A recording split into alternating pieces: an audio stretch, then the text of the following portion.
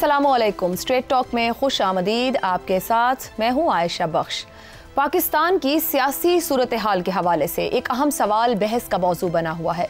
क्या ट्रंप इंतजामिया तहरीक इंसाफ के लिए निजात दहिंदा बन सकती है?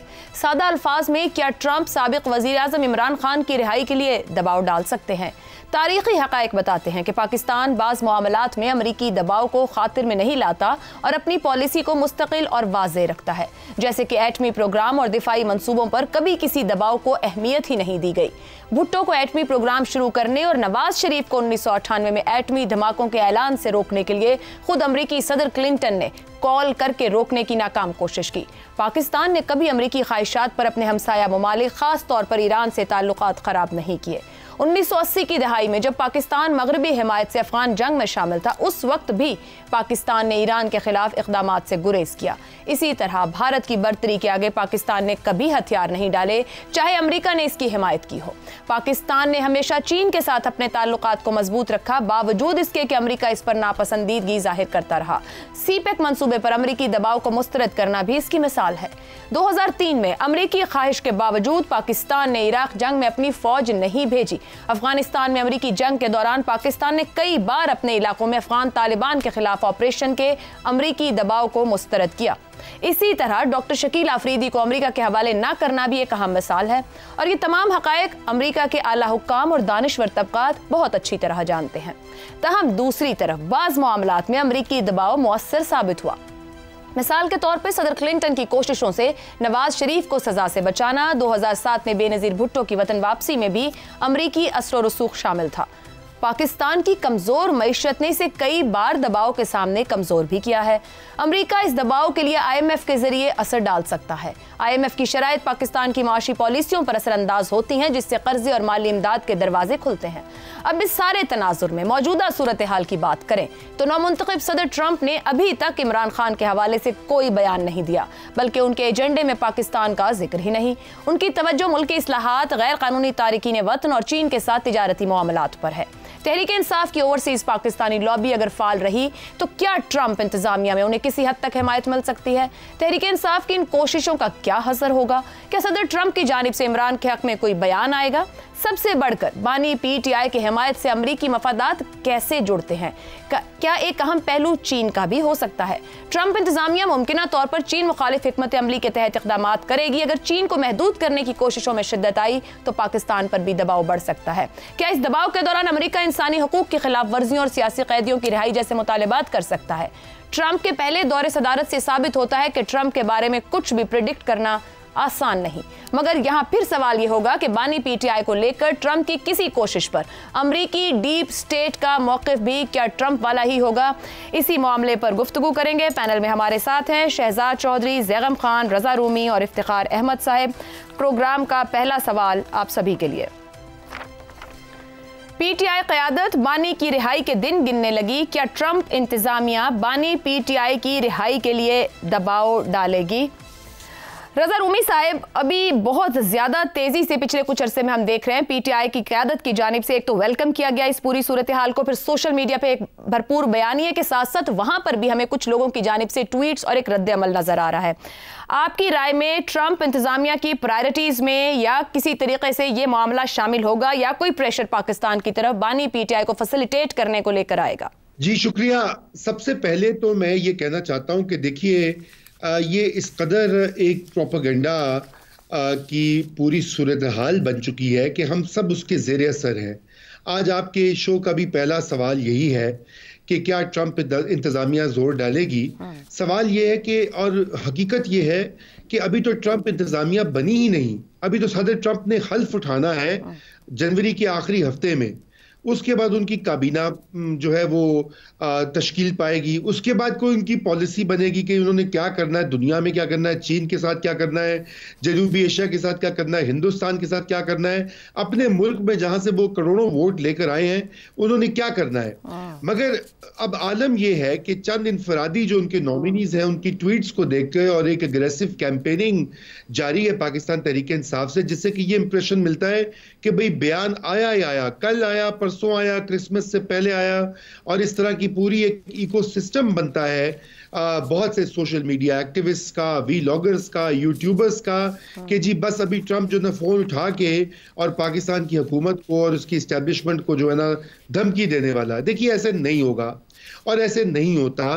ट्रम्प अगरचे अनप्रिडिक्टेबल है, आपने सही कहा अपने बयानिए में, रवायती सियासतदान नहीं है, लेकिन ये कि वो क्यों, पहले तो ये बात है कि वो क्यों इस तरह की दबाव डालेंगे, आते ही क्या उनकी जो प्रायोरिटीज हैं उनमें नंबर 1 प्रायोरिटी जो है वो पाकिस्तान की दाखिली सियासत है।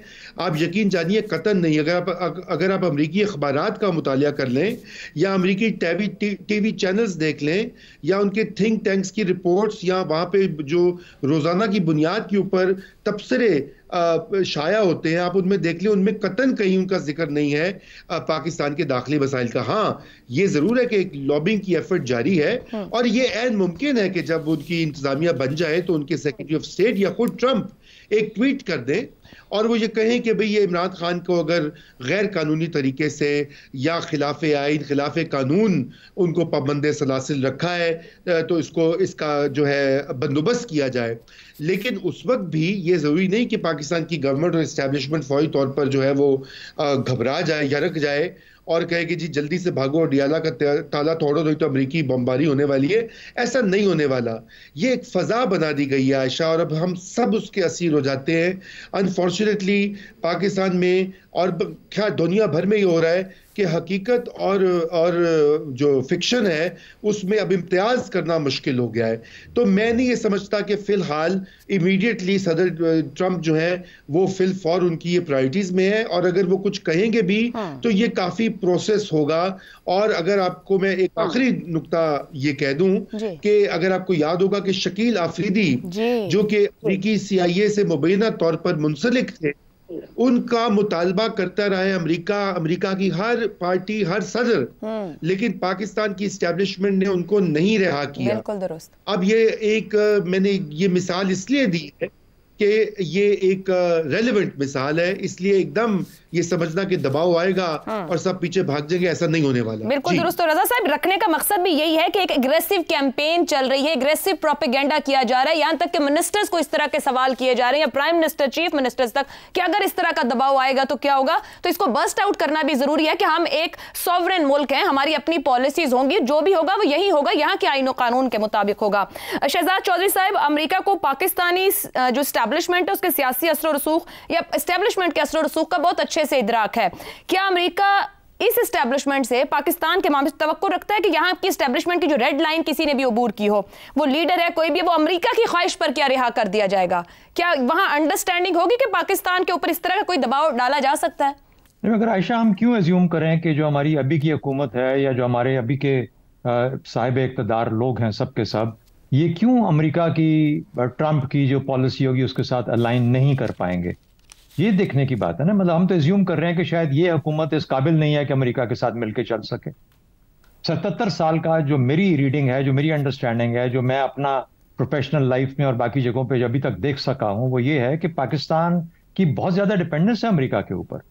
और कोई भी हुकूमत हो वहां पे, पाकिस्तान की हमेशा कोशिश होती है कि उनके साथ मिलकर चला जाए, चाहे वो रिपब्लिकन्स हैं चाहे डेमोक्रेट्स हैं। तो इसलिए ये एज्यूम कर लेना कि शायद ये हुकूमत नहीं मिलके चल पाएगी और इस वजह से कोई इमरान खान को निकाल के पता नहीं क्या होगा, ऐसा मेरे ख्याल में तो मुमकिन नहीं है। देखिए, आपने ट्रंप पे सवाल पूछा, देखिए 2-3 उसके होते हैं, जैसे कहते हैं कि साइन पोस्ट या फ्लैग जो करने वाली चीजें होती हैं। डे 1 पे क्या ट्रंप इमरान खान के बारे में बॉदर्ड है? Not at all. उसके दिलो दिमाग में कहीं पे भी मेंशन भी नहीं होगा। क्या पहले 100 दिन फिर का ये एजेंडा होता है आमतौर पे जब सदर टेक ओवर करते हैं, क्या उसमें शामिल होगा? सवाल ही पैदा नहीं होता। अच्छा, तो अब क्या है कि क्या चीज है जो इमरान खान को रेलेवेंट बना सकती है या पाकिस्तान को रेलेवेंट बना सकती है? इमरान खान को तो छोड़िए, पाकिस्तान की रेलेवेंस कहां पे आती है? पाकिस्तान की रेलेवेंस आएगी जब उसकी अपनी फॉरेन पॉलिसी खुलना शुरू हो जाएगी। वो ईरान के बारे में क्या सोचता है, वो मिडल ईस्ट के अंदर इसराइल को किस तरीके से दोबारा इंटीग्रेट कर सकता है। फॉर एग्जाम्पल, अब्राहम अकॉर्ड्स की बात हो सकती है, जो कि सऊदी अरेबिया के साथ, क्या वो जो फैलाए 4 ममालिक जिनके साथ इसराइल के तल्लुकात हुए थे, क्या ट्रंप अपने इस सेकंड टेन्योर में उसको और बढ़ा सकता है और इसराइल की स्टेबिलिटी और अमन ढूंढ सकता है, जो कि उनकी अपनी सोच है, जिस हिसाब से वो लोग सोचते हैं। अगर ये चीजें होती हैं तो फिर क्या पाकिस्तान की रेलेवेंस कहां आती है ईरान के कॉन्टेक्स्ट में, खासतौर पे क्योंकि हम उसका एक नेबर कंट्री है। फिर तीसरा चीन के ऊपर वो क्या, मेरे ख्याल में कि वो चाहता है इस मर्तबा, जो समझ आती है कि अमन का मामला ज्यादा हो दुनिया में, ताकि वो मईशत पे, ग्लोबल मईशत, अमरीकी मईशत, इस पे ज्यादा फोकस कर सके। और जो चीन के साथ मुसाबकत है, मुआशी मुसाबकत, उसके अंदर अपने मुल्क की सिचुएशन को बेहतर कर सके। तो वो ये नहीं चाहता, वो कह रहा है कि मैं यूक्रेन की जंग भी बंद करा दूंगा, इसराइल की वालों को बोला है कि आप भी अपने अपने पीस के मुआहदे करें ताकि यहाँ पे भी अमन आए, और फिर उसके बाद वहां से अमन की फजा कायम करते हुए मईशत को किस तरीके से वो तरक्की दे पाते हैं अपने मुल्क के लिए और अपने मुल्क के शहरियों के लिए। इन तमाम चीजों को देखते हुए वो जो मुसाबकत है चीन के साथ, उसके अंदर फिर क्या वो पाकिस्तान से कोई तवक्को करता है? मेरा नहीं ख्याल कि अगर करेगा भी तो पाकिस्तान की जो आज की हुकूमत है या जो भी हो यहाँ पे, मेरा नहीं ख्याल कि इनके अंदर कोई ऐसी इनकैपेसिटी है कि वो उन मामलात को, उनके साथ बहस करके मामलात को, अपने हक को, अपने जो ऑब्जेक्टिव्स हैं उनको मद्देनजर रखते हुए हम आसानी के साथ, हम पहले भी चलाते रहे, सीपैक को भी चलाते रहे, सीपैक कोई बंद तो उस तरीके से तो नहीं कोई कर सका, ना कर पाया। लोग कहते हैं स्लो हो गया ड्यूरिंग दी पीरियड ऑफ, लेकिन उसकी वजूहात बहुत सारी और भी थी। ये कहना कि अमेरिका के असर के नीचे सीपैक हमने स्लो किया, मुकम्मल तौर पर गलत है।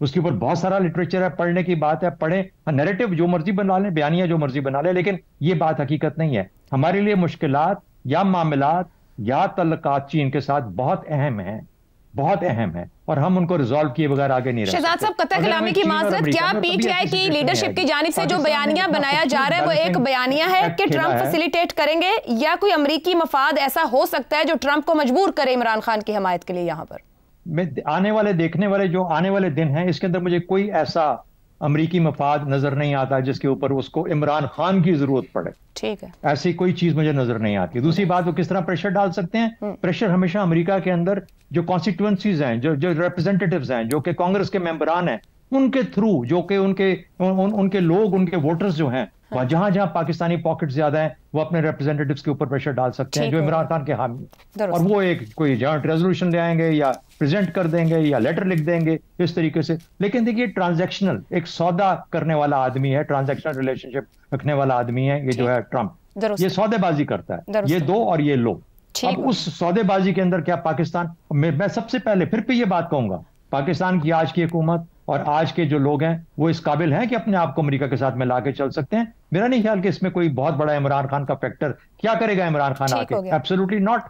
तो फिर से दोबारा उस रस्ते पे चलना है। तो मेरा ख्याल है कि ऐसी चीजें अमेरिका भी बहुत बेहतर समझता है, और पाकिस्तान के हक में भी वही बेहतर है कि हम मामलात को रफा दफा और साथ में लाके चलिए, चीन के लिए भी और अमेरिका के साथ। ठीक, इफ्तिखार साहब, पाक अमेरिका ताल्लुकात की तारीख है, जैसे ऊपर बात की, पाकिस्तान ने कभी मुतालिबात माने, कभी रिफ्यूज किए, कभी डट गया, मारूजी हालात का दखल तो होता है। इस वक्त की सूरत हाल क्या तकाजा करती है? अगर अभी ये अगर है, लगता नहीं, ऊपर जो गुफ्तगू हुई वो नहीं कहती कि वो इतने फारिग हैं कि उनका और ना कोई ऐसा भी फोकल पॉइंट नजर आता है कि उनका इंटरेस्ट भी हो। अगर ऐसा होता है, मुतालबा माना जाएगा, जवाब दे दिया जाएगा, डट जाएगा पाकिस्तान? पहली बात तो है कि रज़ा रूमी और शहजाद साहब ने जो कहा, और उसके बाद तो ये सवाल करना और इस सवाल पे डिबेट करना भी वक्त का ज़िया है, क्योंकि उन्होंने इसके तमाम पहलुओं को ज़ेर बहस लाए। हमारी ऐसी कोई मजबूरी नहीं है कि हम उसकी ये बात मान लें, कोई मजबूरी नहीं है। हम एक सॉवरेन स्टेट हैं, और जो कुछ भी हमारे ख़िलाफ़ कहा जा रहा है और कहलवाया जा रहा है वो अब तक हमारे सामने आ चुका है। उसमें एक बात बहुत क्लियर है कि हमारा जो निज़ाम अदल है उसको चैलेंज किया जा रहा है। उसका जवाब हमारी हुकूमत ने दे दिया है। इस आदमी के बारे में अदालतें जो फैसला करेंगी, साफ ज़ाहिर है कि बरतानिया, अमेरिका और यूरोप, जैसा कि वो ज़ाहिर करते हैं कि वो अदालतों का एहतराम करते हैं, रूल ऑफ लॉ में यकीन रखते हैं, तो उनको हमारी अदालतों के फैसलों पर भी अमल करना होगा और तस्लीम करना होगा। शकील अफरीदी के मामला जो ज़ेर बहस आया, ये इसका बयन सबूत है। ऐसा नहीं हो सकता। दोस्तियाँ ज़रूर हो सकती हैं वहाँ पे, और कांग्रेसमैन में एक सियासी जमात ने बहुत ज़्यादा इन्फ्लुएंस क्रिएट किया है और उसका इजहार आपने कांग्रेस की उस रेजोल्यूशन से के बारे में भी देख लिया हो जो पेश की गई। सर अगर इजाजत दे मुझे, जो आपने कहा कि अभी सवाल की वो नहीं बचती, ऊपर जो गुफ्तगू एक प्रोपेगेंडा और एग्रेसिवली जिस तरीके से कैंपेन और बयान या अब नैरेटिव्स जिस तरह बनाए जाते हैं, वो एक इंप्रेशंस रखते हैं, फिर वो फेक न्यूज़ हो वो उतनी देर में नुकसान कर जाती है किसी का भी करना हो। ये एब्सोल्युटली नॉट से लेकर अभी जिस तरह की कैंपेन्स चलाई जा रही हैं और एक एक बात या ट्वीट या खबर को जिस तरह रन किया जा रहा है, ये किसी खाम ख्याली की दुनिया में इसको फिर किस तरह से रीड किया जाए? ये क्या चाह क्या रहे हैं, करना क्या चाह रहे हैं? ये कुछ नहीं करना चाह रहे। फिर वो बात कहूँगा जो बुरी लगेगी, ये पाकिस्तान को अदम इस्तेकाम में रखना चाहते हैं। ये चाहते ही नहीं पाकिस्तान में इस्तेकाम पैदा हो। ये इंसानों के ज़हनों में एक ऐसी बीज बो रहे हैं जहाँ पे गैर यकीनी सूरत हाल जारी रहे, और यही गैर यकीनी सूरत हाल किसी वक्त उनके काम आ सकती है। लेकिन मैं समझता हूँ कि इस तरीके से जिस तरह मेरे दोनों दोस्तों ने बड़ी डिटेल से, रज़ा ने अपनी जगह पे और शहजाद साहब ने अपनी जगह पे, दोनों जो प्रोपोजिशन है उन पे बात कर ली है। क्या अमेरिका हमें मजबूर कर देगा कि हम चाइना के साथ सीपैक को बंद कर दें? इट्स आउट ऑफ क्वेश्चन, हम कर नहीं सकते कितना भी दबाव। और आपने जो अपने इंट्रो में दबाव की 2-3 वजूहात बताई कि जहाँ पे उसको कामयाबी हुई, वो इस नौयत की कामयाबी नहीं थी कि जहाँ पे हमारी सॉवरेनिटी एट स्टेक हो जाए। ठीक हो गया। हमें ये मैं आपको बड़ा क्लियर बता दूँ, कितना भी पाकिस्तान के अंदर सियासी जमातों के दरमियान इख्तलाफ राय पाया जाए, ये नहीं हो सकता कि वो अपनी सॉवरेन जो पोजीशन है उस पर कंप्रोमाइज़ कर लें। हमारी अदालतें जो फैसला करेंगी हमें भी एहतराम करना है और उनको भी एहतराम करना होगा। ठीक है, और कोई ऐसा मसला नहीं है। देखिए अफगानिस्तान में इसका जो सूरत हाल डेवलप हो रही है वो बड़ी इंपॉर्टेंट है। ठीक है, हमें देखना पड़ेगा कि क्या हमने किसी के दबाव के तहत चलना है या जो हुकूमत कर रही है उसको हुकूमत ने खुद ही फैसले खुद फैसले लेने हैं और खुद फैसले ले रही है और ये खुद फैसले लेती रहेगी। और इसलिए मैं समझता हूँ कि फौरी तौर पे इस नुक्ते के ऊपर जो मेरे दोस्तों ने कहा, रज़ा रूमी ने और शहजाद साहब ने, 100% दुरुस्त कहा। ज़ैगम साहब, ट्रंप की अपनी कोई भी राय हो, अमेरिकी डीप स्टेट की ऐसे शख्स के लिए क्या राय होगी? जब अमेरिकी अफवाज का इनखला हो रहा है तो वो कह रहे हैं अफगानिस्तान ने गुलामी की जंजीरें तोड़ दी। बतौर वजीर आजम पाकिस्तान उसामा को शहीद कह रहे हैं। दहशतगर्दी के खिलाफ जंग को अमेरिकी डॉलर हासिल करने की लड़ी जाने वाली जंग कह रहे हैं, या तालिबान की सपोर्ट करते हैं तो तालिबान खान कहलाते हैं। आपको लगता है कि क्या अगर ट्रंप लाइल में अमेरिकी डीप स्टेट भी लाइल होगी? ये तमाम चीज़ों के रेफरेंस में अमेरिका में इस तरह की लॉबिंग करके जो कैंपेन एग्रेसिव चलाई जा रही है, यहाँ पाकिस्तान के अंदर मामलात पर असरअंदाज होने की कोशिश, आपकी रीडिंग क्या है इस पर? देखिए आयशा, जहाँ तक इस तरह के एंटी अमेरिकन नैरेटिव की बात है तो अमेरिका उसकी परवाह नहीं करता। उसे पता है कि उसके अलाइज मुल्कों में भी सियासतदान इस तरह की बातें करते रहते हैं, तो ये बात मेरे ख्याल में इतनी अहम नहीं है। लेकिन इस बात का एक पाकिस्तान का रुख भी है। पाकिस्तान के अंदर जो एंटी अमेरिकनिज़म है और जो एंटी यूएस नैरेटिव है, उसको इमरान खान ने कितना इस्तेमाल किया। जब 10 अप्रैल 2022 को इमरान खान को निकाला गया, उनके खिलाफ तहरीक अदम एतमाद आई, तो उसके बाद उन्होंने मुद्दा किस पे डाला? अमेरिका पे डाला। नतीजा क्या निकला? लोग उनके साथ इकट्ठे हो गए, उन्होंने एंटी अमेरिकनिज्म को लिवरेज किया। तो इस वक्त जो कुछ पीटीआई कर रही है, तो क्या अपने मुखालिफों को वो मौका नहीं दे रही कि वो एंटी अमेरिकनिज्म को, एंटी अमेरिकन नैरेटिव को इमरान खान के खिलाफ यूज़ करें, लिवरेज करें? तो यहाँ पे सवाल उठता है कि पीटीआई की जो अपनी स्ट्रेटजी है वो कितनी वाइज है। जो अमेरिका करेगा या नहीं करेगा उस पर तो बड़ी अच्छी बात होगी, लेकिन सवाल ये है कि क्या पीटीआई की जो अपनी स्ट्रेटजी है उसमें वजन है या नहीं है।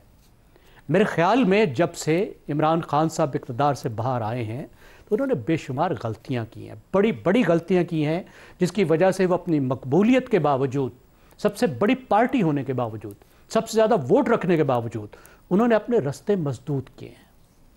और अभी वो जो कुछ कर रहे हैं और उनके जो पाकिस्तानी नजाद अमेरिकन टाइगर हैं, वो जिस तरह रिचर्ड ग्रेनल के घोड़े पे सवार होकर पाकिस्तान की तरफ आ रहे हैं, ये दूसरी बड़ी गलती है 9 मई के बाद। अब उसकी वजह यह है कि एक तो अमेरिका और पाकिस्तान के ताल्लुकात वैसे ही बड़े कम्प्लेक्स ताल्लुकात हैं, कुछ सीधे सीधे ताल्लुक कभी भी नहीं है, लेकिन इस वक्त जो है वो बहुत ही टेढ़े हैं। इस वक्त अमेरिका भारत के साथ अपना स्ट्रेटेजिक अलायंस बना रहा है। नंबर 1 इशू इस वक्त अमेरिका का, नंबर 1 एनिमी اسٹریٹجک بھی اور ٹریڈ کی بار میں بھی وہ چائنا ہے. اس کے لیے وہ پاکستان پر پریشر ڈالنا چاہ رہا ہے اور پاکستان اس کو ریزسٹ کر رہا ہے. بھارت کے وہ بہت قریب ہے، لیکن پاکستان کی جو تاریخ ہے جس پر آپ نے بھی بات کی، دوسری کولیگز نے بھی بات کی، وہ ہے پاکستان کی ریزیلینس.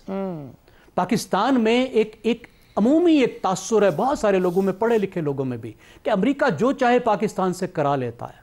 کسی امریکی سے پوچھیں کہ امریکیوں نے پاکستان کو زیادہ پلے کیا یا پاکستانیوں نے امریکہ کو زیادہ پلے کیا.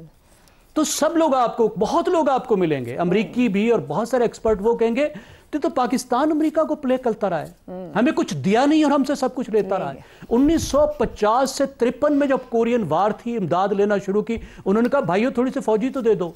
انہوں نے کہا ہو ہم نے تو سوویت یونین سے لڑنا ہے، ہمارے فوجی تم ادھر رہنے دو. اس کے بعد چین کے ساتھ کوئی تعلقات نہیں، دشمنی ہے، سخت معاملات ہیں. پاکستان نے چین کے ساتھ تعلق بنا لیا، اسٹریٹجک تعلقات بنا لیے. نیوکلیئر پروگرام پہ کتنی ریزسٹنس تھی، پاکستان نے برداشت کی. میزائل پروگرام پہ آج تک دباؤ اس کا چل رہا ہے، پاکستان برداشت کر رہا ہے. افغان جنگوں پر دیکھیں، جہاں تھوڑی بہت رعایت دینی ہوتی ہے، جہاں پاکستان سمجھتا ہے، پاکستان کی حکومتیں، پاکستان کے اسٹیبلش سمجھتی ہے کہ یہاں گنجائش موجود ہے، وہ دیتے ہیں. لیکن جہاں نہیں دینا چاہتے، وہاں پاکستان میں اتنا وزن ہے کہ یہ کھڑے ہوتے ہیں. تو میرے خیال میں یہ بہت بیک فائر کر سکتا ہے پاکستان میں، پاکستان کی پبلک اوپینین میں بھی، اور خود پاکستان کی اسٹیبلشمنٹ کے بارے میں بھی، جس کے ساتھ تعلقات بہتر کرنا چاہتے ہیں. درست ہو گیا. آخری بات کیا ہے؟ آخری بات یہ ہے کہ بھائیو، اگر باہر کا دباؤ استعمال ہی کرنا تھا یا باہر کی میڈیشن چاہیے ہی تھی، تو آپ کو سعودی عرب جانا چاہیے تھا، جن پر آپ ابھی بھی بیٹھ کے اینٹیں روڑے پھینک رہے ہیں. کیونکہ سعودیہ کا تعلق ایک مختلف طرح کا ہے، اسے شک کی نظر سے نہیں دیکھا جاتا، اس کے اس طرح کے اسٹریٹجک مفاد نہیں ہیں. اگر ان کو لاتے تو ایک بہتر میڈیشن اور بہتر راستہ نکل سکتا. چلیں جی، تو آپ سب کی گفتگو کنکلوڈ کرتے ہیں ایک جملے میں کہ پی ٹی آئی کو خود دیکھنے کی ضرورت ہے کہ گزشتہ 3 سال میں ان کی سیاسی حکمت عملی ان کو فائدہ دے رہی ہے، نقصان وہ کتنا وزن رکھتی ہے، ذرا اس پر غور کیجئے. بریک لیتے ہیں، بریک سے واپس آئیں گے تو یاد کروائیں گے وزیر اعظم کو، وہ بھول گئے کچھ کہہ کر. ایک بریک کے بعد پروگرام میں ایک بار پھر خوش آمدید. ملک بھر میں آج بانی پاکستان قائد اعظم محمد علی جناح کا یوم پیدائش منایا جا رہا ہے. جناح نے جہاں قوم کو سیاسی، سماجی، معاشی اور سفارتی گائیڈ لائنز دیں، وہیں تعلیم کی اہمیت پر بھی بہت زور دیا. تعلیم پاکستان کے لیے زندگی اور موت کا مسئلہ ہے. جناح کا یہ جملہ ہماری نصابی کتب کے پہلے صفحے پر درج ہے. مگر بدقسمتی اور نااہلی ہے کہ جناح کے پاکستان میں آج 2 کروڑ 60 لاکھ بچے اسکول سے باہر ہیں. اقوام متحدہ کے چلڈرن ایمرجنسی فنڈ کے مطابق آبادی کے لحاظ سے دنیا کا 5واں بڑا ملک اسکول نہ جانے والے بچوں کی عالمی فہرست میں سب سے اوپر ہے. رواں برس مئی میں وزیر اعظم شہباز شریف نے ملک میں تعلیمی ایمرجنسی نافذ کر دی، یعنی آسان الفاظ میں تعلیم کو سنگین، ہنگامی اور فوری حل شدہ مسئلہ ڈکلیئر کیا گیا. حل کے لیے ایمرجنسی میں 14 اقدامات فوری اٹھانے کا اعلان کیا گیا اور ان پر عمل درآمد کے لیے مختلف ڈیڈ لائنز مقرر کی گئیں. مگر 8 ماہ گزرنے کے باوجود کوئی ایک ٹاسک بھی مقررہ مدت میں مکمل طور پر امپلیمنٹ نہیں ہو سکا. ٹاسک 1 کے مطابق 15 دن کے اندر آؤٹ آف سکول چلڈرن کے لیے منصوبہ تیار کر کے وزیر اعظم کو پیش کیا جانا تھا، مگر 8 ماہ بعد بھی کوئی منصوبہ تیار یا پیش نہیں کیا گیا. ٹاسک 2 کے مطابق تعلیم کے لیے خصوصی فنڈ میں 25 ارب روپے مختص کرنا تھے، جس کے لیے 1 ماہ کی ڈیڈ لائن تھی، مگر وہ بھی نہ ہو سکا. اب تک پلان کے مطابق پاکستان ایجوکیشن اینڈومنٹ فنڈ قائم کیا جانا تھا، تاہم ابھی تک ایسا کوئی فنڈ قائم نہیں کیا جا سکا. اس کے مطابق 60,000 طلبہ کی تربیت کے لیے نیشنل اسکل ڈیولپمنٹ پروگرام شروع کیا جانا تھا، مگر تاحال اس پر بھی کام نہیں ہو سکا. تعلیم میں جدت اور سٹیم ایجوکیشن کے فروغ کے لیے سوائے اسلام آباد کے کچھ علاقوں کے کہیں اور کوئی کام نہیں ہوا. ٹاسک کے مطابق کمیونٹی بیسڈ ٹیچنگ کے لیے بھی کوئی باضابطہ پالیسی نہیں بنائی جا سکی. دانش اسکول سسٹم کو تمام صوبوں میں پھیلایا جانا تھا، مگر تاحال وہ بھی نہیں ہو سکا. ورلڈ بینک کی فنڈنگ کی مدد سے تعلیمی مواد اور ورچوئل لرننگ کے لیے آن لائن پورٹل بن تو گیا، مگر ابھی تک لانچ نہیں کیا جا سکا. تعلیم کے بحران سے نمٹنے اور وزیر اعظم کو رپورٹ کرنے کے لیے وزیر اعظم کی صدارت میں ٹاسک فورس جو 15 دن میں بنائی جانی تھی، وہ 1.5 ماہ بعد جا کر بنائی گئی. ٹاسک فورس کے قیام کو 7 ماہ ہو چکے، مگر اس دوران اس ٹاسک فورس کا صرف ایک اجلاس ہوا اور اس اجلاس میں بھی وزیر اعظم مصروفیات کے باعث شرکت نہ کر سکے. یہ سب حالات ہیں ہمارے بچوں کے مستقبل کے جس پر قومی سطح پر ایمرجنسی نافذ ہے۔ اہم سوال یہ بھی ہے کہ کیا مسائل کو حل کرنا حکومتی ترجیحات میں شامل ہے یا صرف بڑے بڑے اعلانات اور کمیٹیز بنا دینے پر اکتفا کیا جا رہا ہے۔ جس وقت ایمرجنسی نافذ کی گئی ہم نے اس وقت بھی پروگرام میں سوال رکھا تھا کہ کیا حکومت مقرر کیے گئے اہداف حاصل کر پائے گی؟ ابھی تک تو اس کا جواب نہ میں ہی مل رہا ہے۔ اسی پر پینل کی رائے آپ کے سامنے رکھیں گے۔ سوال اس طرح سے: تعلیمی ایمرجنسی 8 ماہ میں صرف ایک اجلاس، 14 نکات میں سے کسی ایک نقطے پر بھی مکمل عمل درآمد نہ ہو سکا۔ کہیں وزیر اعظم تعلیمی ایمرجنسی لگا کر بھول تو نہیں گئے؟ زیغم صاحب کیا خیال ہے آپ کا؟ دیکھیے عائشہ، اگر غریب کا بچہ پڑ گیا تو ہمارے گھروں میں غلامی کون کرے گا؟ یہ افسروں کی بیگمات جن بچوں کی ہڈیاں توڑتی ہیں اور وہ ہسپتال میں جا پہنچتے ہیں، جن میں ججوں کی بیگمات بھی شامل ہوتی ہیں، وہ کن بچوں کو ماریں گی؟ یہ جو ہمارے پیروں کے گھروں میں بچوں کے ایکسپلائٹیشن ہوتا ہے، وہ سٹوریز کدھر سے آئیں گی؟ یہ غریب کے بچے ہیں۔ یہ 2.5 کروڑ بچہ جو ہے یہ غریب کا بچہ ہے۔ ہماری اشرافیہ کے سے کوئی لینا دینا نہیں ہے۔ دیکھیے، آج سے کوئی 3 سال پہلے ہمارے کچھ یوٹیوبر چین چلے تھے۔ اس وقت کے وزیر اعظم نے کہا تھا کہ ہم چین سے پاورٹی ایلیویشن سیکھیں گے۔ چین نے دنیا میں مثال قائم کی ہے کہ غربت کیسے ختم ہوتی ہے، تو وہ بھی گئے تھے۔ پتہ نہیں وہ کیا سیکھ کر آئے، لیکن دنیا نے جو سیکھا ہے وہ میں آپ کو بتا دیتا ہوں اور اس کو پاکستان سے ریلیٹ کر دیتا ہوں۔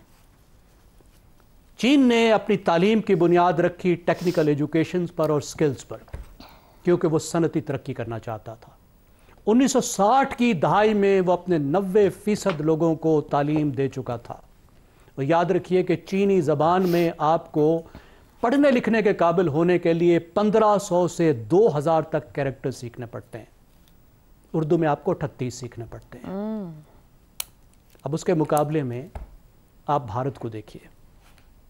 بھارت کی اور پاکستان کی جو ہیریٹیج تھی وہ یہ تھی کہ ہمارے جو برطانوی آقا تھے ان کو کلرک چاہیے تھے، انڈسٹریلائز تو بالکل نہیں کرنا تھا، اس لیے اسکلز کی ایجوکیشن دینے کی ضرورت نہیں تھی، لو لیول کے افسران پیدا کرنے تھے، اس طرح کی تعلیم چاہیے تھی۔ بھارت نے اس کے اوپر اعلیٰ تعلیم کو بلڈ کیا، بچوں کو چھوڑ دیا، چین والا نظام نہیں کیا، اسکلز نہیں دی، ماس ایجوکیشن نہیں دی۔ لیکن وہ کہاں پہنچا؟ وہ جب تبدیلی آئی، جب دنیا میں موقع ملے تو وہ سینکڑوں ارب روپے کی آئی ٹی اور سروس ایکسپورٹ کرنے لگا، دنیا بھر میں اس کے پڑھے لکھے لوگ چھا گئے، جبکہ چین بہت ہی آگے نکل گیا۔ اور بھارت کے جو نوبل انعام یافتہ اکانومسٹ امرتیہ سین، انہوں نے کہا کہ اس کے پیچھے چین کی تعلیم ہے، جو آج سب دنیا کہہ رہی ہے۔ صحیح۔ پاکستان نے کیا کیا؟ پاکستان نے نہ بنیادی تعلیم دی، نہ ہم نے اسکل بیسڈ ایجوکیشن دی، نہ ہم نے ہائر ایجوکیشن کو ڈیولپ کیا۔ ہم نے وہ کلرک پیدا کیے جو پھر بڑے عہدوں پر بھی پہنچ جاتے ہیں۔ تعلیم کلرک کی ہوتی ہے، لیول کلرک کا ہوتا ہے، لیکن وہ چلا پورے ڈپارٹمنٹ رہے ہوتے ہیں۔ ٹھیک ہو گیا۔ اور اس وقت حالت یہ ہے کہ آپ کے سکولوں سے مڈل کلاس کا بچہ نکل چکا ہے، کالجوں سے نکل چکا ہے، اب یونیورسٹی سے بھی نکل رہا ہے۔ سرکاری تعلیم کو خود سرکار نے طلاق دے دی ہے۔ 1.5% جی ڈی پی کا خرچ ہوتا ہے، دنیا 4% کرتی ہے۔ بالکل ہونا بھی اتنا۔ تو یہ ایک یتیم شعبہ ہے، اس میں کوئی قوم کی کمٹمنٹ نہیں ہے، اس میں پاکستان کی مڈل کلاس کی کمٹمنٹ نہیں ہے، ایلیٹ کی کمٹ نہیں ہے، سرکار کی کمٹمنٹ نہیں ہے۔ تو آپ سوچ لیں پاکستان کا مستقبل کیا ہوگا جس کے بھاشن ہم ہر روز سنتے ہیں۔ ٹھیک ہو گیا۔ افتخار صاحب، کیوں نہیں ہے سرکار کی کمٹمنٹ؟ تعلیمی ایمرجنسی تو خود لگائی تھی، کیا مثال قائم کر دی گئی مستقبل میں کسی بھی معاملے پر ایمرجنسی نہ لگائی جائے؟ کیونکہ ہم تو ایمرجنسی کا مطلب بھی غالباً نہیں جانتے۔ آپ نے بہت اچھا سوال اٹھایا، اور میں امید کرتا ہوں کہ اگر پرائم منسٹر سیکریٹریٹ نے آج کے اس پروگرام کا کوئی حصہ سنا یا ان کو کوئی رپورٹ ہوا کسی ایجنسی کی طرف سے، تو اس پہ وہ فائلوں سے گرد جھاڑیں کہ 8 ماہ پہلے کچھ کیا تھا۔ تو پرائم منسٹر کو چاہیے کہ محض ہمارے ان سوالات کا جواب دے، یہ ہمارے سوالات نہیں تھے، یہ آپ نے خود لکھے تھے، آپ نے خود تجویز کیے تھے، آپ نے اس کے لیے کمیٹیاں خود بنائی تھیں، آپ نے اس کی صدارت ایک اجلاس کی خود کی تھی۔ اب آپ جواب دیں ہیں ہم لوگوں کو، پاکستان کے عوام کو، کہ جس وقت آپ یہ ایمرجنسی ڈکلیئر کر رہے تھے تو آپ کو کا جذبہ جو تھا اس وقت، وہ کیا آپ سے توقع کر رہا تھا، اور آج آپ کے جذبے کو کیا ہوا؟ کیا یہ ممکن ہے پرائم منسٹر ہاؤس میں جو افسران موجود ہیں اور جو ان کے ایڈوائزر ہیں یہ کام کروا دیں کہ پرائم منسٹر صاحب اس پالیسی کے بارے میں پورا ایک دن لگائیں اور ہمارے سوالات کا جواب نہ دیں، اپنے ہی سوالات کا جواب دیں جو انہوں نے خود پیدا کیے ہیں اس ایمرجنسی کے اندر؟ مجھے صرف اتنے عرض کرنا ہے۔ ٹھیک ہے جی، 14 نکات، ایک جس میں وزیر اعظم خود شرکت نہ کر سکے، اسی پر رائے رکھیں گے شہزاد صاحب اور رضا صاحب کی بریک کے بعد۔ پروگرام کے آخری حصے میں ایک بار پھر خوش آمدید۔ شہزاد صاحب، تعلیم صوبائی سبجیکٹ ہے مگر وزیر اعظم نے تعلیمی ایمرجنسی لگائی تھی، نافذ کی تھی۔ صوبائی تعاون کتنا ضروری تھا اور کیا وزیر اعظم لگا کر بھول گئے ہیں یا یہ ایک صرف دکھاوے کے طور پر تعلیمی ایمرجنسی نافذ کی گئی؟ عائشہ، ہم نے پاکستان نے ایک پوری نسل یونان کے پانیوں میں کھو دی ہے۔ جو نہیں ڈوبے وہ پار اتر کے بھی ڈوب گئے ہیں، یعنی وہ نسل پاکستان کو ہم کھو چکے ہیں۔ اگلی نسل کو بچانا ہمارا مین مقصد ہونا چاہیے۔ اور وہ کیوں ڈوبے ہیں اور کیوں وہاں پہ گئے ہیں؟ اس لیے یا تعلیم نہیں تھی، یا بہت کم تعلیم تھی، یا واجبی تعلیم ایسی تھی یا غیر معیاری تھی جس نے ان کو روزگار یہاں مہیا نہیں کر سکے، اور یا ملک میں روزگار نہیں تھا۔ ان تمام چیزوں کو مد نظر رکھتے ہوئے اگلی نسل کو بچانا ہے۔ اگلی نسل کے پاس کیا چیلنج ہے یا ان کے لیے کیا ضرورت ہے؟ اگلا معاشرہ اور اگلی معیشت، یہ دونوں چیزیں اے آئی بیسڈ ہوں گی، آرٹیفیشل انٹیلیجنس اور آئی ٹی کی بنیاد پہ۔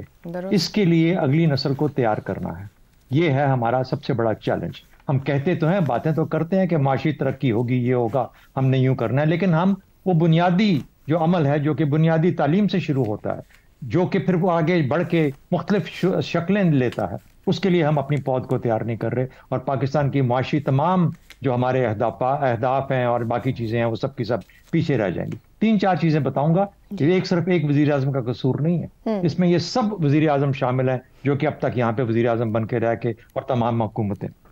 پہلی بات، گورنمنٹ سکولز جتنے بھی ہیں ان کے اوپر میکسیمم جو فنڈز ہیں وہاں پہ لگنے چاہیے۔ یہ جو نئے اسکولوں اور دانش اسکول اور یہ جو سارا معاملہ ہے اس کو خدا را بند کر دیں، کیونکہ خام خواہ گلیمرس چیزیں ہیں اور یہاں ہوتا کچھ نہیں ہے۔ آپ گورنمنٹ اسکولوں کو جہاں پہ عام بچہ جاتا ہے اس کو سب سے پہلے تیار کریں، وہاں کے ٹیچرز کی ٹریننگ کا بندوبست کریں۔ نمبر 2 سب پوائنٹ جو ہے، ٹیچرز کو ٹرین کیا جائے، اور اگر جتنا لگتا ہے 5 سال 10 سال دے دیں۔ جب استاد اچھا ہوگا تو شاگرد جائیں گے، شوق سے جائیں گے، سیکھیں گے اور اچھے طالب علم بن کے نکلیں گے۔ تیسری بات، جو ہمارے ووکیشنل ٹریننگ ہے اس کے اوپر ہمیں مکمل فوکس کرنا چاہیے۔ ضروری نہیں کہ ہر ایک نے بی اے کرنا ہے، ہر ایک نے ایم اے کرنا ہے، میٹرک بھی کریں گے لوگ، میٹریکولیشن تک تو کرنا ہی کرنا ہے، وہ منیمم ریکوائرمنٹ ہے۔ اس کے بعد پھر سکلز سکھائیں ان کو، اور سکلز آپ کو سری لنکا کی مثال دوں گا پھر سے، میڈ سے لے کے، میڈ کو بھی سکل سکھائی جاتی ہے باہر بھیجنے سے پہلے، جو پلمبر ہے اس کو بھی سکل سکھائی جاتی ہے، سرٹیفیکیشن ہوتی ہے باہر بھیجنے سے پہلے۔ بالکل ہاسپٹیلٹی کے اندر، سملرلی کسی بھی چیز کے اندر جب کام کرنا ہے، اور یہ سب کے سب لیبر پرووائڈ کرتے ہیں جو کہ وہاں پہ بہتر پیسے ارن کر کے اپنے ملک واپس بھیجتے ہیں، اپنے خاندانوں کے پاس بھیجتے ہیں۔ تو پاکستان جب تک اس طریقے سے ایک پلان طریقے سے، اور سب سے فائنل بات، یہ جو 2.60 کروڑ بچے ہیں ان کو تلاش تو کرو، یہ اس وقت کر کیا رہے ہیں، کہاں پہ ہیں یہ لوگ، کس بھٹے پہ کام کر رہے ہیں، کن زمینوں پہ اس وقت ان کو لگا دیا گیا ہے، یہ کون لوگ ہیں جا کے جو ان کو ڈھونڈیں گے اور وہاں سے کہیں گے کہ تم کیوں بیٹا اسکول کیوں نہیں گئے، کیا مجبوریاں ہیں تمہاری۔ یہ کام ہے معاشرتی، جو آپ کے جو زوما ہیں، جو آپ کے لیڈرز ہیں، ان کا، جو سوشل سوسائٹی کے جو لیڈرز ہیں ان کا کام ہے جا کے یہ کام کریں۔ پھر ڈپٹی کمشنر انوالو ہوتا ہے، پھر اسسٹنٹ کمشنر انوالو ہوتے ہیں۔ دیکھیے ایک پورے کا پورا نظام بنانا پڑتا ہے، لیکن میرا خیال ہے کہ اس کی جو اسٹرکچر بنا کے جو مکمل طور پہ ایک اسٹریٹجی کے طور پہ لے کے چلنا، یہ حکومتوں کا، صوبائی حکومتوں کا، اور پرائم منسٹر صاحب کو چاہیے کہ اپنے جس طرح CCI کرتے ہیں نا، اسی طریقے سے چیف منسٹرز کو بلائیں اور ان سے پوچھیں کہ آپ نے اپنے صوبوں میں کیا کیا کام کیا ہے تعلیم کے اوپر، تب جا کے پھر یہ چیزیں اپنے طور پہ ایپیکس کمیٹی کرتے ہیں نا ہم لوگ سیکیورٹی کے لیے، بالکل کہ سیکیورٹی کی ایپیکس کمیٹی، اس کی بھی ایپیکس کمیٹی بنا کے اس کے اندر کام کریں۔ یہ ضروری نہیں کہ فوج نے کرنا ہے، بہت سارے اور طریقے ہیں، اور یہی وزیر اعظم انہی فنڈنگ کے ساتھ بہترین کام اور بہترین پروڈکٹ بنا سکتے ہیں، پروڈیوس کر سکتے ہیں، اور ہماری معاملات بہتر ہو سکتے ہیں۔ درست ہو گیا رضا صاحب، تعلیم آئینی حق ہے، ریاست کی ذمہ داری ہے، ایمرجنسی تو لگا دی گئی، لیکن جو شہزاد صاحب بات کریں وہ نظام ہی موجود نہیں ہے، یہ ٹرکل ڈاؤن تو کر نہیں رہی، تو کیا صرف آپٹکس تک محدود کر دیا گیا ہے؟ جی شکریہ، یہ آپ نے جو بات کہی ایجوکیشن ایمرجنسی کا بھی، یہ بھی آپٹکس ہی ہے کیونکہ اگر دیکھا جائے تو جیسے آپ نے خود بھی ابھی ذکر کر دیا کہ تعلیم اب ایک صوبائی شعبہ ہے، اور 18ویں ترمیم کے بعد جو وسائل کے بیشتر وسائل ہیں وہ صوبوں کو منتقل ہو رہے ہیں، اور صوبوں کے بجٹ دگنا تگنا ہوئے ہیں، اور یہ بھی لیکن سوال یہ کہ وہ پیسے کتنے تعلیم اور صحت کو جا رہے ہیں، یہ ایک بڑا ایشو ہے۔ اور اس کے بعد صوبوں کی جو بیوروکریسی ہے ایجوکیشن کی، کیا وہاں پہ اصلاحات لائی گئی ہیں جو کہ بہتر طریقے سے جو وسائل ہیں ان کو ریزلٹس میں تبدیل کر سکیں۔ دیکھیے ہمارے ہاں اربوں روپے ایجوکیشن کے سیکٹر میں انویسٹ کیے گئے ہیں، کچھ حکومت سے بھی، کچھ بیرون ملک ڈونرز جو ہیں جیسے ورلڈ بینک ہے یا دیگر بڑے بڑے ادارے ہیں، عالمی مالیاتی ادارے یا ترقیاتی ادارے۔ لیکن افسوس یہ ہوتا ہے کہ 30-40 سال سے ہم ٹرینڈ دیکھ رہے ہیں کہ پیسے تو جاتے ہیں لیکن وہ انرولمنٹ میں نہیں تبدیل ہوتا، یعنی کہ بچے زیادہ سکول میں نہیں جاتے، اور اب یہ عالم آ گیا کہ آدھے کے قریب بچے جو ہیں وہ تو سکولوں میں نہیں ہیں۔ تو اگر وزیر اعظم نے اس کو ایمرجنسی کو لگایا تھا، اور جیسے افتخار صاحب نے کہا کہ کاش کہ ان کا سٹاف جو ہے وہ یہ دیکھے اور کم از کم وہ اس کو فالو اپ تو کرے، کیونکہ اس میں ان کو پروونشل کوارڈینیشن کرنی ہے۔ مرکز کا بھی یہ کردار ہے کہ وہ سٹینڈرڈ سیٹ کرے، ٹارگٹ سیٹ کرے، اور جہاں پہ مدد ہونی ہے صوبائی حکومتوں کی یا ان کے کوئی ہینڈ ہولڈنگ ہے تو وہ کرے۔ اور دیکھیے اس کے لیے بہت سارے فورمز موجود ہیں، مثلا ایک بین الصوبائی منسٹری ہے کوارڈینیشن کی، کاؤنسل آف کامن انٹرسٹ ہے، ایک آئینی باڈی ہے۔ اس کے علاوہ اور بہت سے ایسے کانڈویٹس ہیں یا ایسے میکنزمز ہیں جس کے تحت فیڈرل گورنمنٹ جو ہے وہ صوبوں کو کی یاد دہانی کروا سکتی ہے اور ان کو نج کر سکتی ہے، ان کو پش کر سکتی ہے۔ مگر جیسے کہ ابھی کہا گیا، میرے تمام ساتھیوں نے اس امر کی طرف اشارہ کیا ہے کہ یہ ترجیح ہی نہیں ہے۔ پاکستان کے اشرافیہ اور جو حکمران طبقات ہیں، اول دن سے ان کی ترجیح نہیں رہی تعلیم اور لوگوں کی صحت یا سوشل ویلفیئر، اور آج اسی کا ہم جو ہے شخصانہ اور اسی کا کیا بھگت رہے ہیں کہ دیکھیے عائشہ، پاکستان، نائجیریا اور افغانستان 3 ایسے ممالک ہیں جہاں پہ سب سے زیادہ بچے اسکول جانے والے اسکولوں سے باہر ہیں، جہاں پہ پولیو وائرس بھی بار بار لوٹ آتا ہے، اور جہاں پہ آبادی کی جو شرح رفتار ہے اس کے اضافے کی، وہ بھی اس دنیا میں سب سے آگے ہے۔ تو اس کا مطلب ہے کہ ان تینوں ریاستوں میں گورننس کا، حکمرانی کا ایک بحران ہے، وسائل سے زیادہ حکمرانی کا بحران ہے، سنجیدگی کا بحران ہے، اور لوگوں کی فلاح کو ترجیح دینے کا بحران ہے۔ تو میں تو اتنی بات کہوں گا، باقی تو تمام نکات کور ہو چکے۔ ٹھیک ہو گیا جی، کنکلوڈ کرتے ہیں اسی گفتگو کو کہ وزیر اعظم صاحب نے تعلیمی ایمرجنسی آپ ہی نے لگائی ہے، اور آپ کی یاد دہانی کے لیے کہ آپ کی صرف تھوڑی سی توجہ درکار ہے۔ پروگرام سے اتنا ہی، اجازت دیجیے، اللہ حافظ۔